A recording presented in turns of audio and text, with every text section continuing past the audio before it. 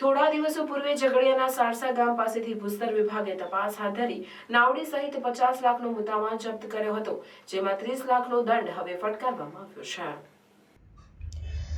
ઝઘડિયા તાલુકાના સારસા ગામ નજીકથી વહેતી મધુમતી ખાડીમાં થતા રેત ખનનના મુદ્દે અવારનવાર વિવાદ ઊભો થાય છે, ત્યારે હાલમાં સારસા ગામે મધુમતી ખાડીમાં નાવડી મૂકીને રેત ખનન કરાતું હોવાની વાતે જિલ્લા ભૂસ્તર વિભાગની તપાસ ટીમ દ્વારા મધુમતી ખાડીમાં તપાસ હાથ ધરવામાં આવી હતી, જેમાં ખાડીમાં યાંત્રિક નાવડીથી રેતી ખોદકામ કરીને સાદી રેતીનું ઢગલો કરવામાં આવેલ હોવાનું જણાવ્યું હતું।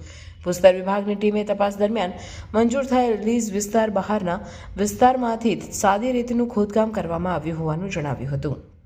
ઉપરાંત લીઝની હદ દર્શાવતું સાઇનબોર્ડ તેમજ પિલ્લર જોવા મળ્યા ન હતા। તપાસ દરમિયાન આ બિનઅધિકૃત રેતી ખોદકામની પ્રવૃત્તિમાં સંકળાયેલ એક એક્સ્કેવેટર મશીન અને યાંત્રિક નાવડીને સીઝ કરવામાં આવ્યા હતા। ભૂસ્તર વિભાગની ટીમે 50 લાખનો મુદ્દામાલ જપ્ત કરીને કાયદેસરની કાર્યવાહી હાથ ધરી હતી।